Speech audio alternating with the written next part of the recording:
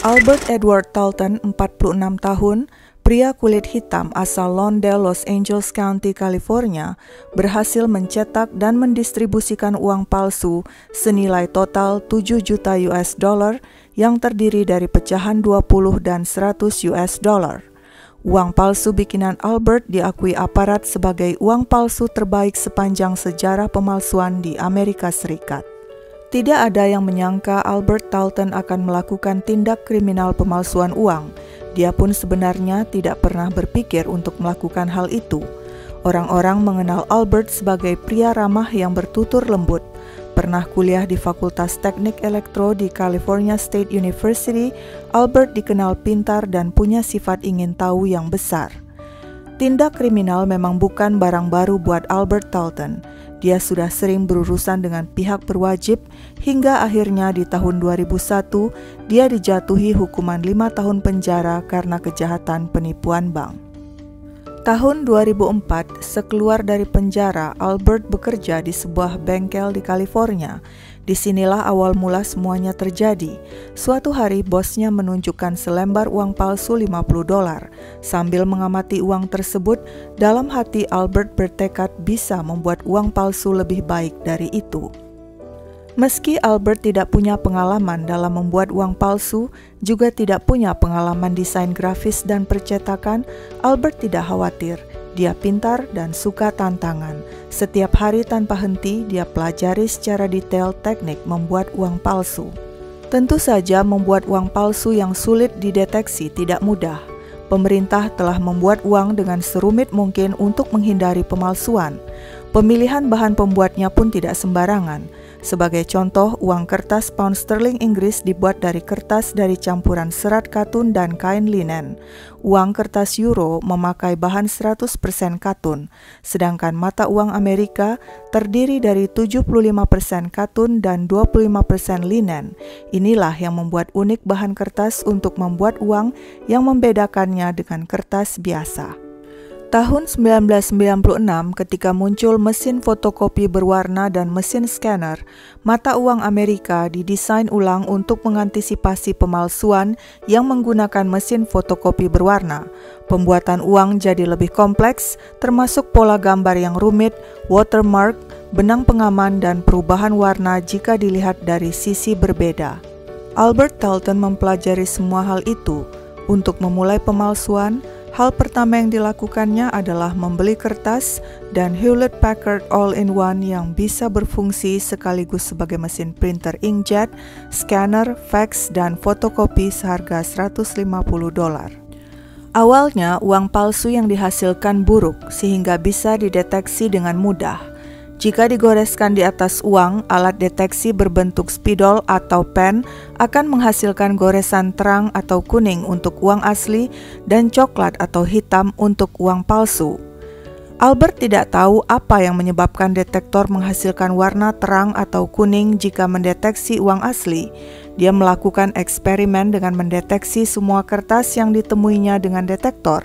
Dia bahkan membawa detektor kemana-mana jika sewaktu-waktu dibutuhkan untuk mendeteksi kertas. Hingga suatu hari saat berada di toilet, iseng-iseng dia meraih detektor yang dibawanya dan mendeteksi kertas toilet.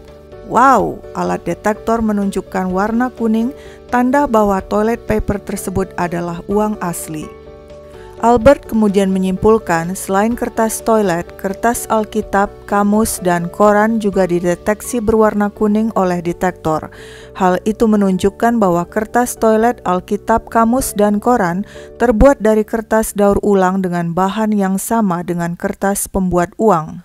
Albert lalu memilih kertas pembuat koran sebagai bahan baku uang palsunya karena harganya paling murah. Albert pun mulai memproduksi uang palsu. Yang paling sulit adalah membuat pengaman uang berupa watermark dan benang pengaman yang biasanya ditanam di dalam uang, tapi Albert berhasil menemukan caranya. Dia menggunakan 2 lembar bahan kertas koran yang tipis seperti tisu. Dia cetak watermark dan benang pengaman di kertas bagian belakang, lalu menempelkan kedua kertas tipis tersebut dengan benang pengaman di dalamnya. Setelah itu, dia cetak bagian depan dan belakang uang kertas bolak-balik di kertas tersebut. Dia kemudian menggantung uang palsu tersebut dengan jepitan kain dan menyemprotnya dengan hairspray hingga memberikan efek uang asli. Setelah semua selesai, uang palsu pun dipotong-potong sesuai ukuran asli. Pada tahun 2005, saat Albert berhasil membuat uang kertas $20, dia berikan uang tersebut kepada seseorang untuk dicoba dipakai membeli sesuatu. Ternyata berhasil, tidak ada yang curiga. Di tahun itu juga, aparat pertama kali menemukan uang palsu Albert beredar di masyarakat. Mereka mengakui uang bikinan Albert sangat bagus dan mirip dengan uang asli. Setelah itu, permintaan uang palsu pada Albert semakin meningkat. Dia mulai mencetak uang $100. Saat itu distribusinya hanya di wilayah Los Angeles saja. Pada tahun 2006, uang palsu bikinan Albert mulai beredar dalam jumlah banyak di seluruh Amerika. US Secret Service yang bertugas menangani kasus pemalsuan uang menanyai beberapa pemakai uang palsu yang tertangkap, tapi mereka menjawab tidak tahu dari mana uang palsu itu berasal. Pada tahun 2007, Albert menerima pesanan uang palsu sebesar $500.000. Dia bekerja siang malam bermodalkan 2 komputer HP dan 9 inkjet printer dan laserjet printer. Semua suplai untuk membuat uang palsu dia beli di Staples, toko yang menjual alat-alat kantor. Albert menjalankan kegiatan pencetakan uang palsu dengan rapi dan cepat. Akibat usahanya ini, Albert hidup mewah dan memiliki berbagai barang mahal, termasuk mobil Mercedes-Benz.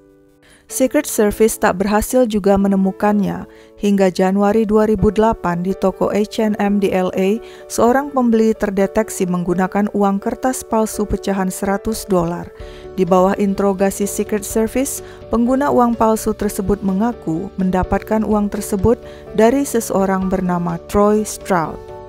Secret Service membuntuti pergerakan Troy Stroud dan memasang tracking device di mobil Range Rover-nya.